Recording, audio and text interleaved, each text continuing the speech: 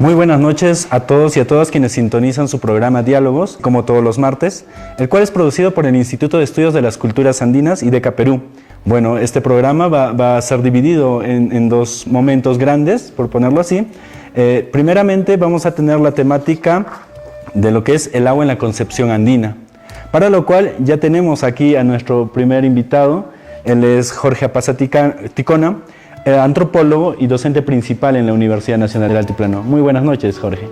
Bueno, buenas noches con todos. En realidad agradecer por la invitación a la institución IDECA para poder conversar sobre el tema del agua, ¿no? Así es. Entonces, como ya conocemos un poco el programa, el equipo de producción ha tenido la amabilidad de brindarnos unas imágenes a la cual vamos a ver y después conocer y dialogar un poquito de lo que dicen, ¿no?, estas personas. Para nosotros que habitamos en esta comunidad, agua es algo sagrado. Agua es como la sangre que nosotros tenemos en el cuerpo. Entonces, sangre es lo que alimenta a nuestra tierra, da vida, ¿no? Es muy importante. Sin agua no habríamos nosotros, tampoco no habrían nuestros animales, nuestros ganados, ¿no?, que están en los cerros.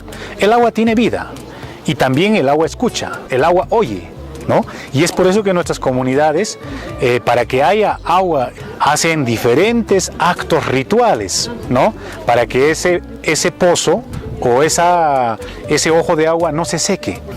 Nosotros lo vemos como una persona más que nos va acompañando en cada momento.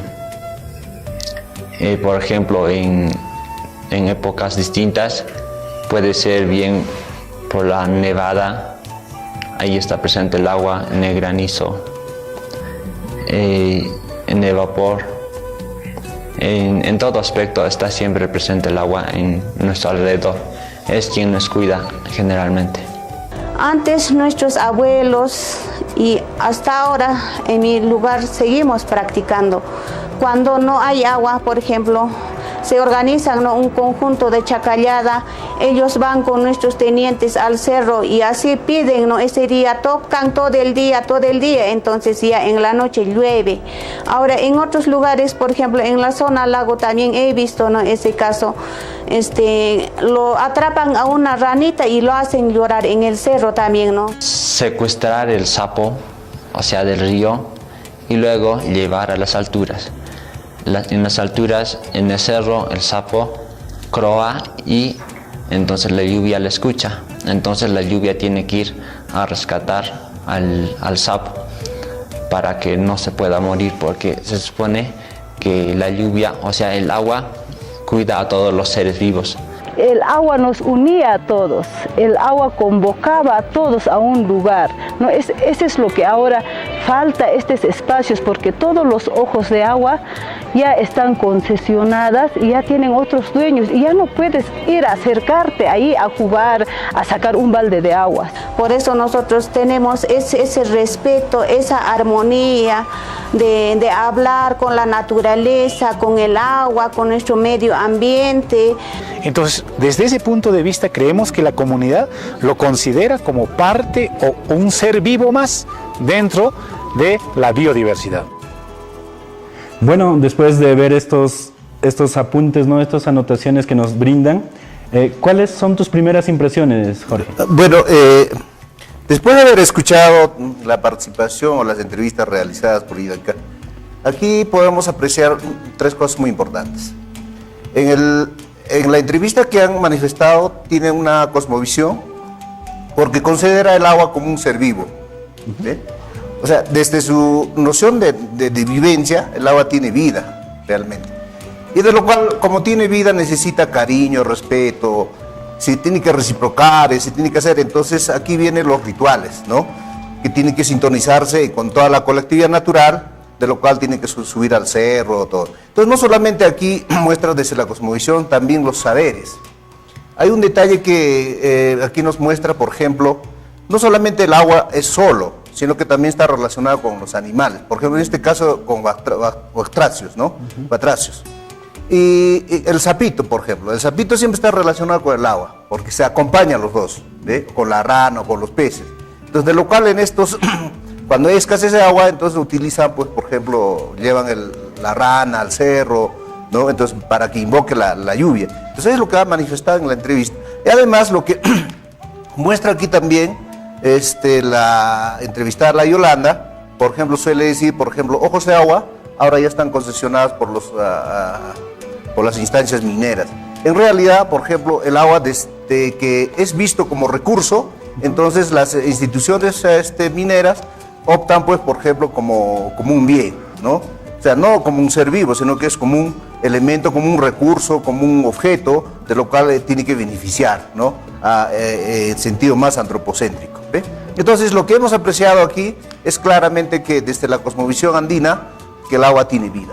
Claro, entonces tenemos ahí claramente dos distinciones grandes, ¿no? Cómo es que el poblador andino ve y concibe que el agua tiene vida y lo trata como tal, ¿no? Como un ser, mientras que la problemática, digamos, de otras mentalidades que tiene que ver con estas transnacionales, que no lo ven así, es un recurso, como bien lo decías, Jorge. Yo creo que tenemos que tener dos visiones muy marcadas, ¿no? Desde la óptica andina, desde la óptica, digamos, más científica o lo más moderna, más económica. Entonces, hay que aclarar esas dos visiones, o sea, dos formas de entender sobre el agua, ¿no? Claro, ese es un aspecto muy importante a tomar en cuenta. Bueno, vámonos a nuestro primer corte y luego regresamos con Jorge para seguir hablando un poquito del agua en la concepción andina.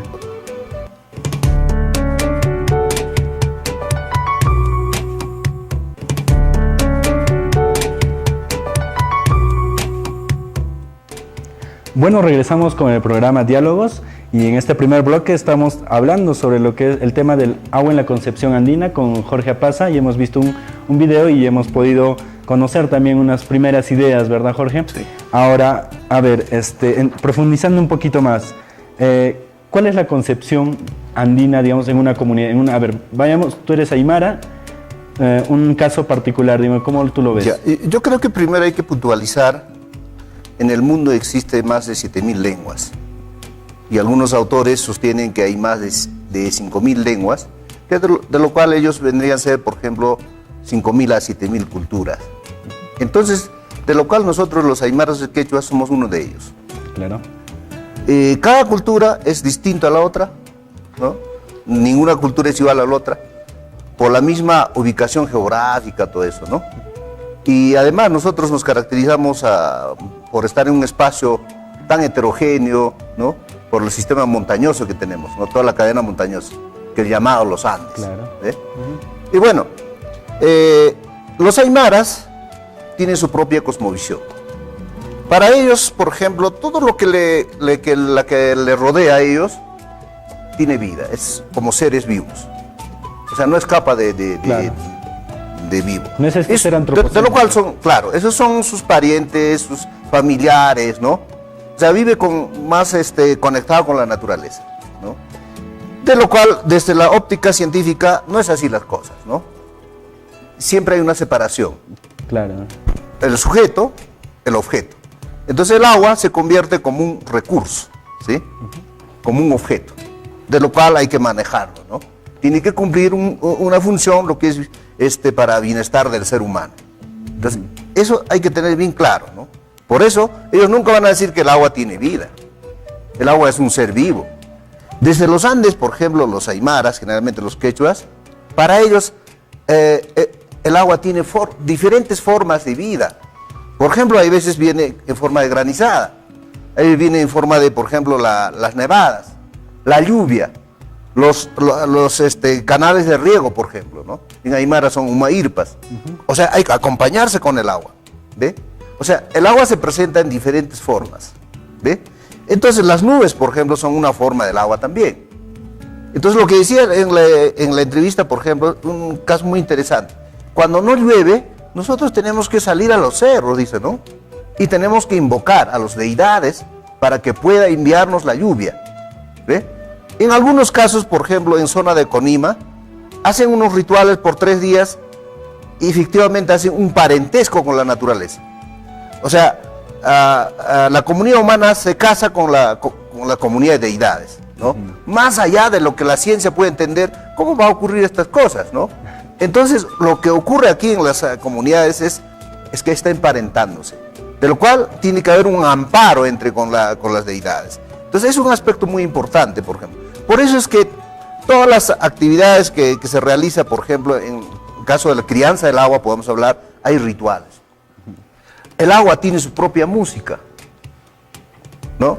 O sea, como un matrimonio tiene su propia música, un entierro tiene su propia música. Igual el agua también tiene su propia música, viento tiene su propia música, ¿ve? Sus propios recados, diríamos. O sea, ¿qué es lo que le gusta al agua?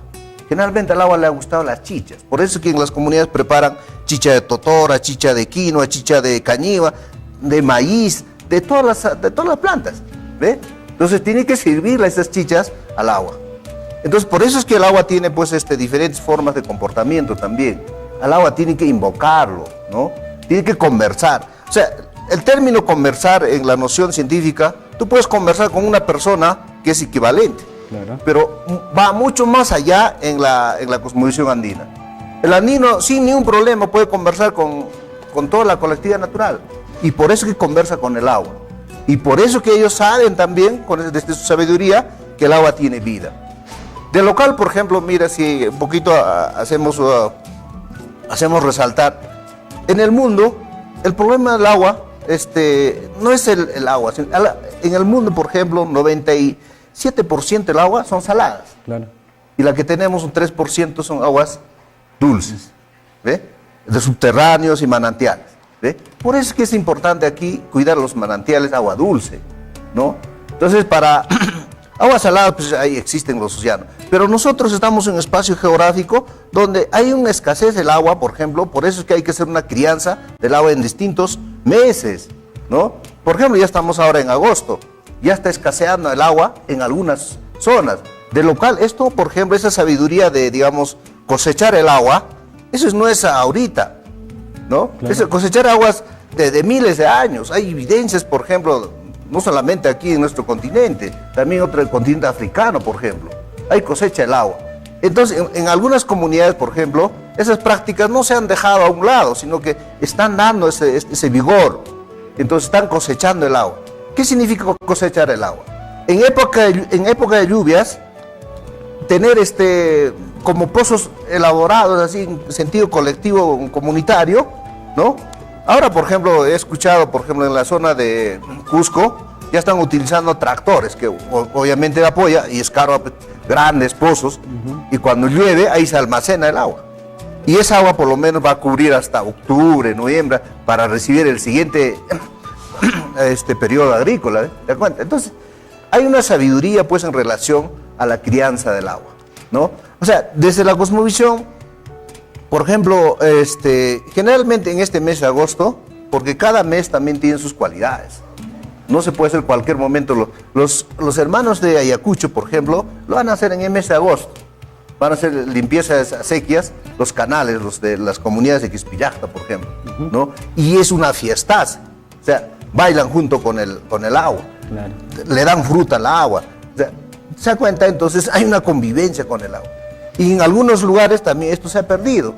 ¿Por qué es tan dinámico la cultura también?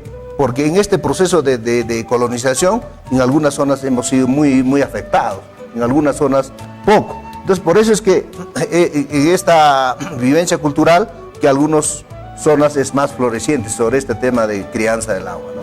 Claro, sí, eso sí, tiene o sea, una connotación desde ya, decir, criar el agua ya tiene otra visión, bueno. ¿Cómo es que criamos, cosechamos? O sea, usualmente la cosecha se puede entender tal vez como solo para la siembra, ¿no? A ver, hay que puntualizar el concepto o la noción de crianza.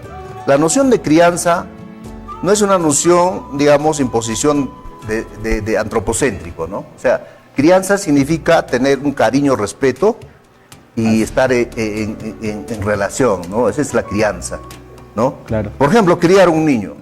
Al niño no lo vas a poder manejar. O sea, no puedes manejar a la planta, ¿no?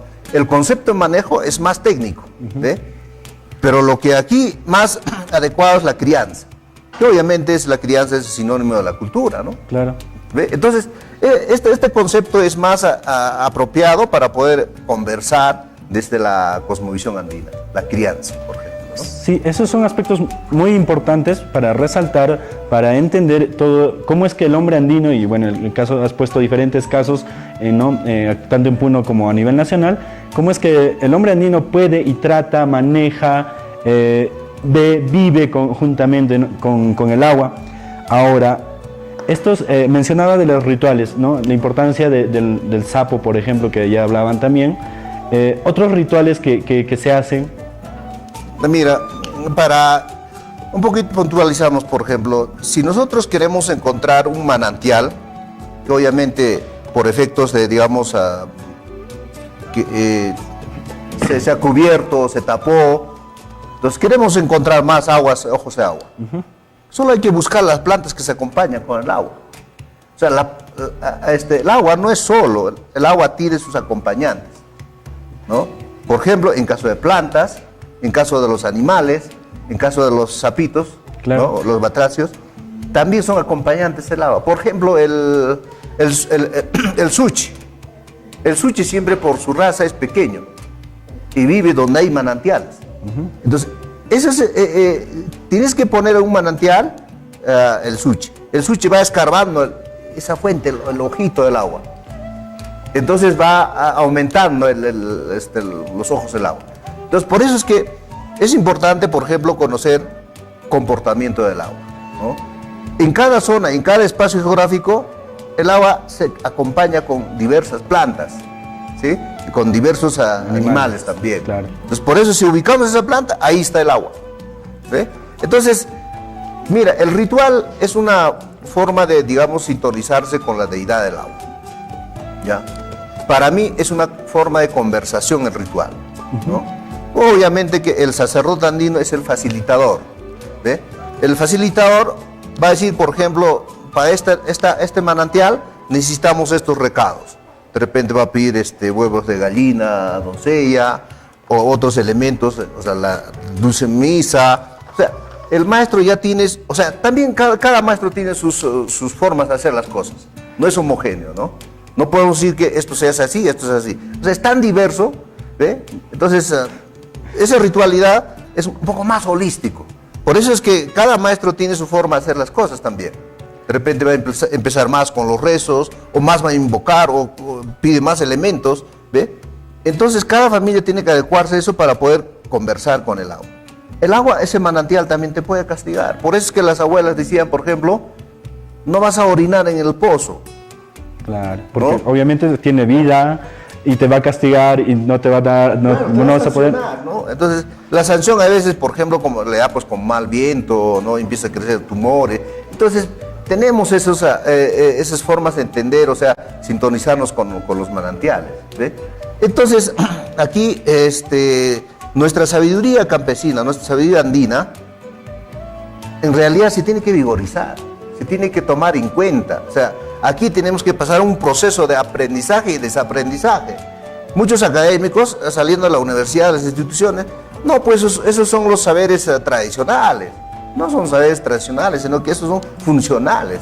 Funciona para cada familia, ¿no? Claro. Y aquí lo que brota en esa conversación con el agua es cariño y respeto. Sí. Bueno, Jorge, es muy importante lo que hemos hablado un poco, lo que nos has contado, y como bien decías, pasabas, ¿no?, de tal vez entender cómo es que el hombre andino ve el agua y pasar a entender y que simplemente ya no se quede en algo tradicional, en esa variable simplemente, ¿no? Bueno, agradecemos tu presencia esta noche, Jorge, bueno, y vamos a una pausa, regresando a otra temática, la cual vamos a tener a otro invitado, hablando de la primera Feria del Libro, Julia Calé.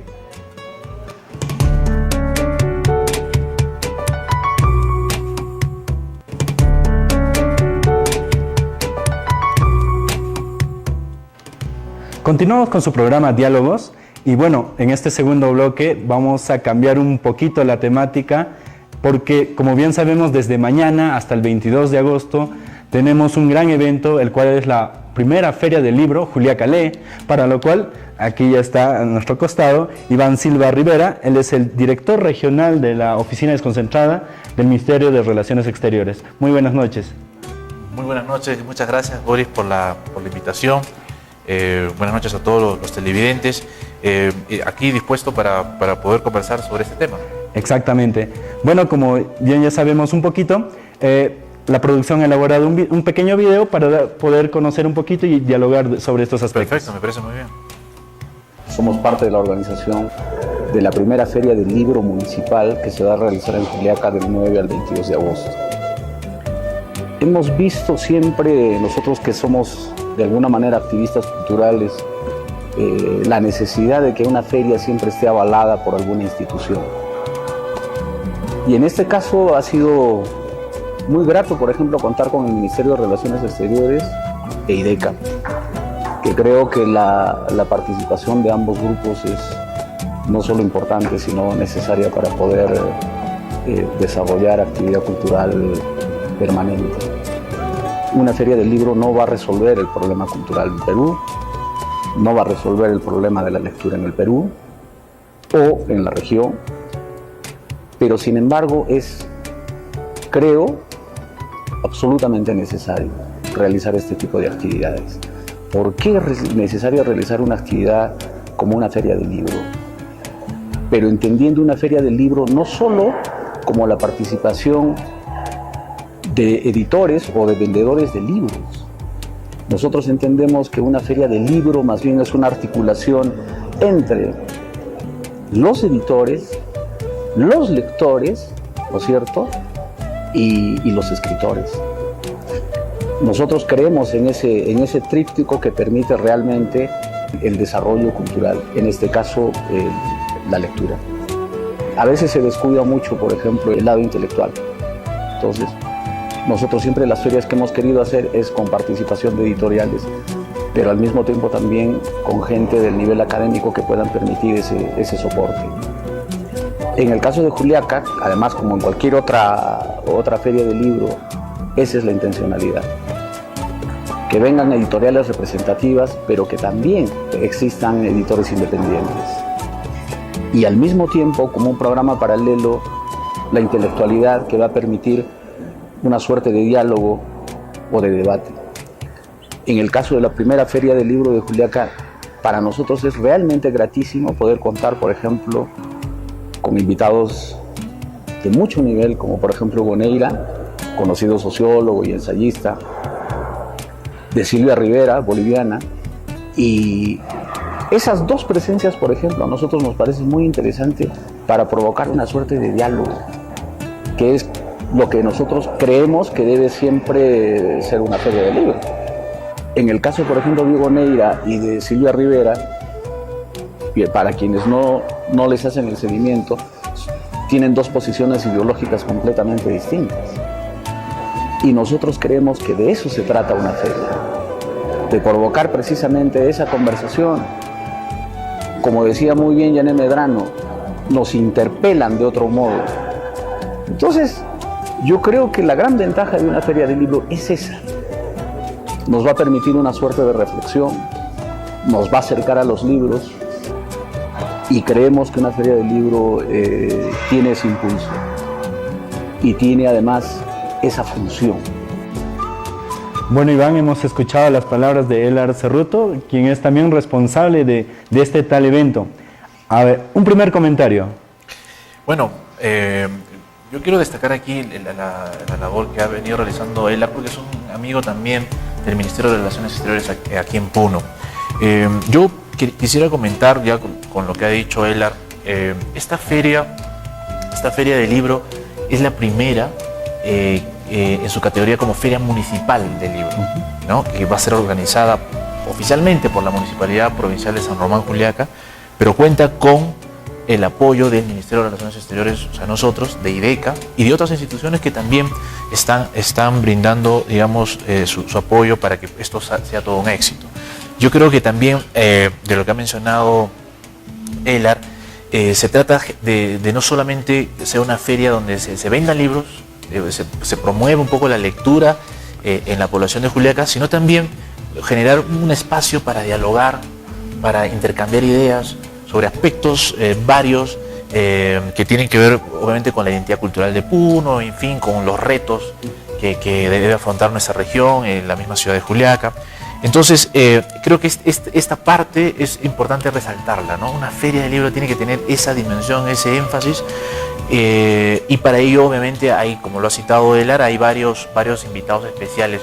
Creo que hay que mencionar también uno que es muy importante, que eso es un invitado que lo estamos trayendo nosotros como Ministerio de Relaciones Exteriores, que es al director de la Biblioteca Nacional.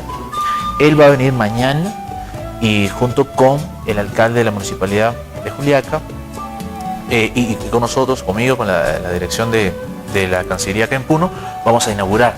Esto es un mensaje para que un poco también darle el nivel del caso, para generar la expectativa en la población, entre la prensa. Entonces, yo creo que también el director de la Biblioteca Nacional es además un escritor importante, entonces creo que es importante también resaltar, ¿no?, su presencia en la feria. Sí, obviamente vamos a tener la presencia de grandes personajes para poder conocer un poquito más de su obra, tal vez si es que no la conocemos, y descubrir tal vez temáticas que nos ayudan a construir un nosotros, ¿verdad? Bueno, vamos a seguir continuando con este diálogo, claro, después de las siguientes cortes comerciales. Ok.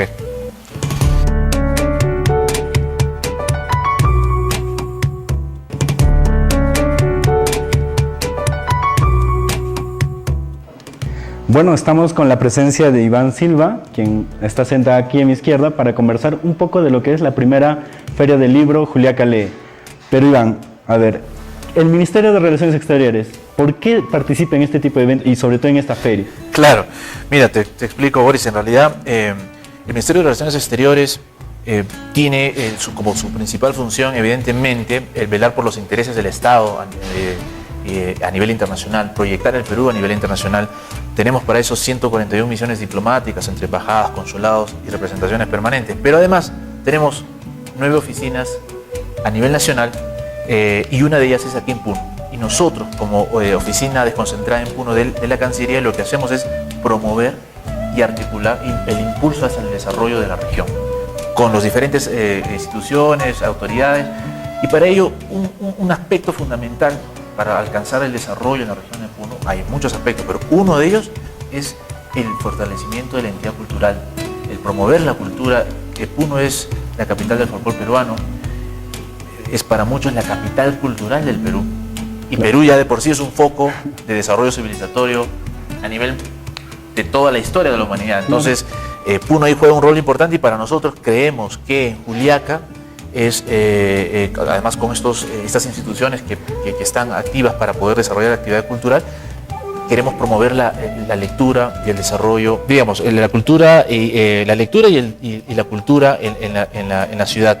Eso nos va a llevar o va a ayudar justamente para aspirar al desarrollo en la región, ¿no? Entonces, por eso Cancillería está comprometido en ese sentido, en este evento cultural, que es en realidad uno de toda una programación que tenemos anual a nivel de la región en este año, ¿no?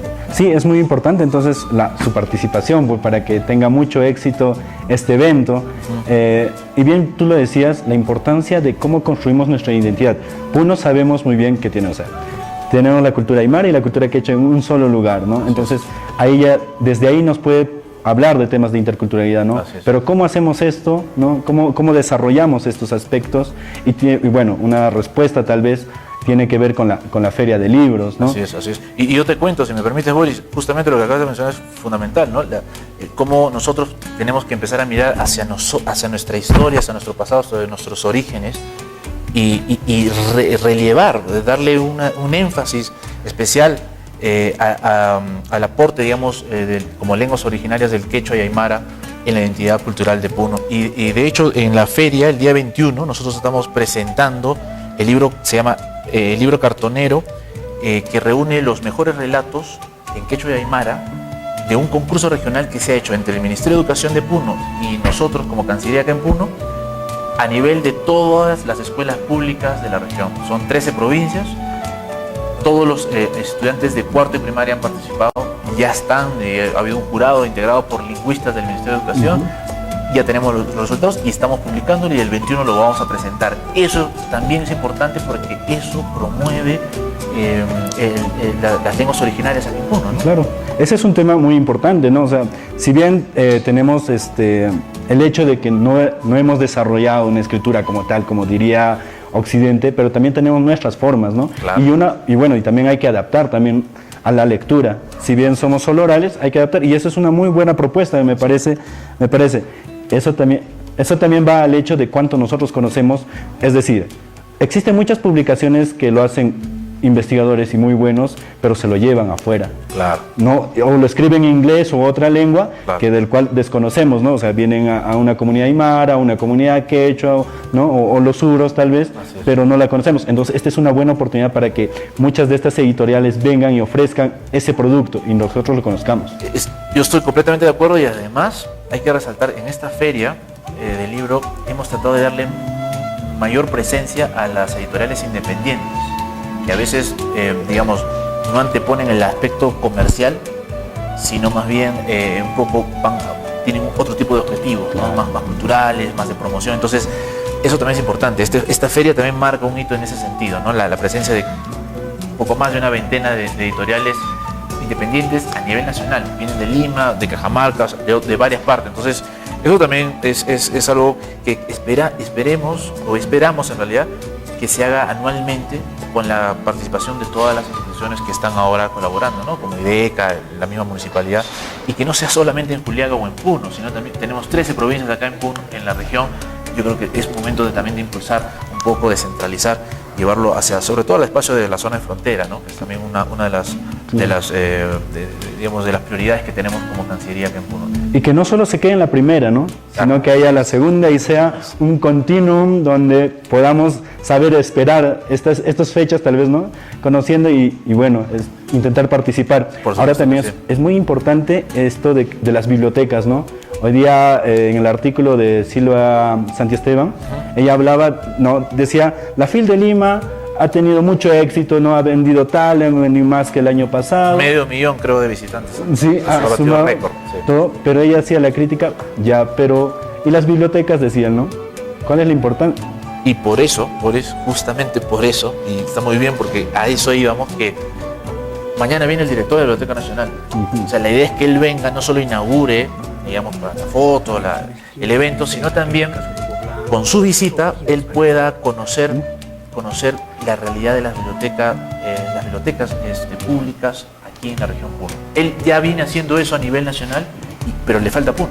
Entonces, que conozca cómo está la biblioteca acá, qué se necesita para modernizarla, para digitalizarla, generar toda la inversión que sea necesaria. Entonces, eso también es parte del propósito de esta feria, ¿no?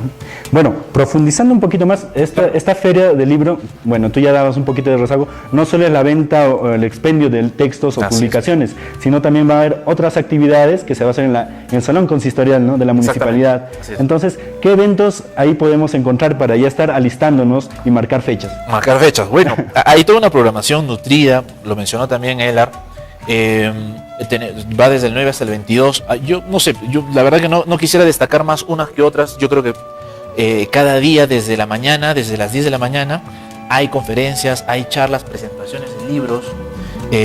Hay, por ejemplo, conferencias magistrales como las que mencionó de Hugo Neira, de la destacada académica boliviana Silvia Rivera, claro. Así es. Y también va a haber espacios para el tema, por ejemplo, de poesía. Esta presentación del libro, obviamente, que te comenté, de este libro bilingüe, quechua aymara. Y ahí va a haber temas también, conferencias sobre el tema de la educación y la interculturalidad. Va a haber temas sobre el periodismo y el poder.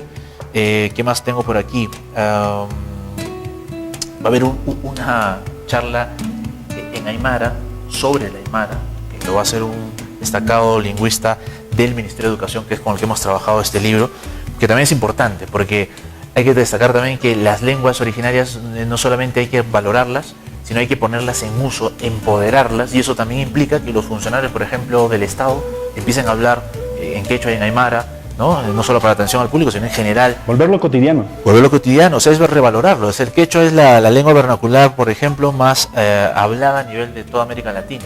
Es originaria del Perú, el aymara también, de la zona del altiplano. Entonces, y nosotros acá en Perú tenemos pues cerca de 40 lenguas digamos originarias, así que hay que ponerlas en valor, ¿no? Esa es un poco la idea. Pero bueno, como verás, hay toda una variedad de temas. Lo pueden, tengo entendido que está en la página web Sí, creo.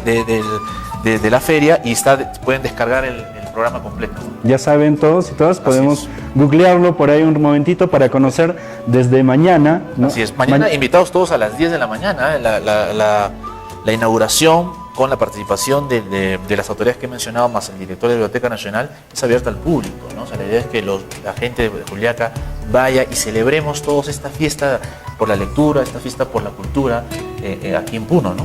Sí, bueno, esperando que esta feria sea todo un éxito. Gracias. Agradecemos tu presencia, Iván. Al tiempo ya no se nos ha hecho muy cortito. Gracias a ti, Boris. Podíamos hablar mucho más, pero bueno. Felicitaciones más bien por el trabajo que están haciendo, y bueno, mucho punche ahí para otras actividades que tengan que hacer. Muchas gracias Boris. Bueno, asimismo también tenemos nuestra agenda IDECA, donde los días 11, 12 y 13 de agosto se desarrollará el módulo 2, Cosmovisión y Lengua Aymara y Quechua, en el diplomado de posgrado de Género, Interculturalidad, Descolonización desde las Culturas Andinas. Así también, como ya hemos hablado, ¿no? Del 9 al 22 se está realizando esta feria del libro, Juliaca Lee, en donde vamos a tener la presencia de Hugo Blanco, prolífico activista peruano, ¿no? Presentando su libro Nosotros los Indios. Ya saben, ahí a marcar la agenda. Ese va a ser el 21 a partir de las 4 de la tarde. Así también la conferencia magistral de Silvia Rivera Cusicanqui, que llega desde Bolivia. Eso va a ser el 22 de agosto a las 10 de la mañana. Ahora, los días 16 y 17 de agosto se desarrolla el Congreso de APROM en la ciudad de Yabiri.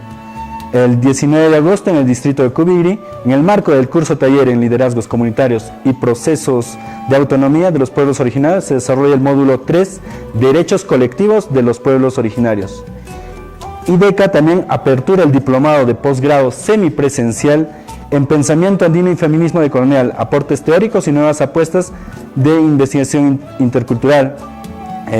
Toda esta información la pueden saber a través de la página web idecaperú.org, o nos pueden buscar en nuestras redes sociales como IDECA Perú. Mañana, no olvidemos que mañana también en nuestro programa Hablemos de Nuestro Mundo, a través de Pachamama Radio, se toca el tema Desafíos por el Día Internacional de los Pueblos Originarios. Ya saben, de 9:30 a 10:30, todos escuchando Pachamama. Finalizamos así esta edición de nuestro programa, conociendo un poquito más de las actividades que se vienen realizando, así como de los otros tópicos importantes que es el mundo andino. Nos despedimos hasta el siguiente martes. Hasta luego.